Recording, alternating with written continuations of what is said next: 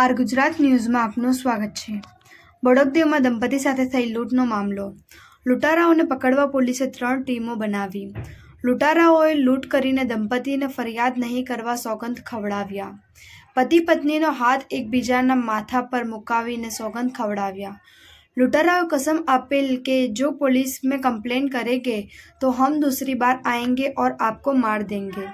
लुटाराओ हिंदीમાં વાતચીત કરીને દંપતીને ધમકાવતા હતા. ગભરાયેલ દંપતી બેડરૂમમાં બેસી રહ્યા અને સવારે સિક્યોરિટી ગાર્ડને જાણ કરી. લુટારા મકાનના ડાઇનિંગ ટેબલની બાજુમાં આવેલ કાચની બારીનો કાચ તોડી પ્રવેશ કર્યો હતો. બોડકદેવ પોલીસ અને ક્રાઇમ બ્રાન્ચે આરોપીઓની શોધખોળ શરૂ કરી. બ્યુરો રિપોર્ટ રઈસ સૈયદ, અમદાવાદ. લૂંટની ઘટના બની હતી બોડકદેવ વિસ્તારમાં. શું આખી ઘટના હતી અને શું તપાસ હાથ ધરાઈ? તારીખ 27/10ની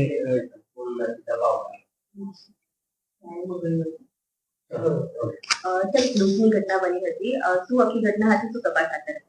તારીખ 27/10ને આર્યમાન બંગલો સ્તંતેજ ખાતે એક ઘરફોડની બનાવ બનેલો છે. એમાં રાત્રે લગભગ 1 થી 3 વચ્ચે 3 ઈસમ આ બંગલોમાં પાછળથી કૂદીને ઘૂસી ગયા હતા અને કાચ તોડીને ઘરમાં એક બુઝુર્ગ દંપતી છે એને એક ધમકી આપે કે તમે મારી નાખીશ એ કરીને એમાંથી ઘરમાંથી 14 દાગીના અને 2 ઘડિયાળ અને 1 લાખ જેટલા કેશ લઈ લીધા. અને એ પછી એ જો 3 આરોપી હતા એ બંને દંપતીઓને કહીને એક સોગંદ અપાવેલ કે તમે અગર પોલીસમાં જાણ કરશો તો તમારી ફરીથી અમે આવીશ અને તમે જાનથી મારી નાખીશ એ કહીને એ બધા સામાન લઈ લીધા હતા.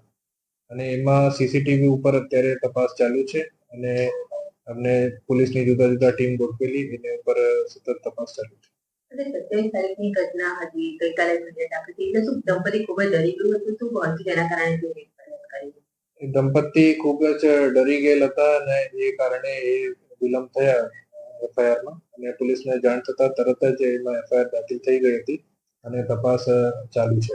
કેટલી ટીમો બનાવી, કઈ કઈ દિશામાં તપાસ હાથ ધરવામાં આવી? 3-4 જેટલી ટીમ આપણે અત્યારે બનાવેલી છે અને એમાં સીસીટીવી અને ટેકનિકલ એનાલિસિસ બધા જો પણ આપણા પગલા લઈ શકે એની ઉપર તપાસ ચાલુ છે.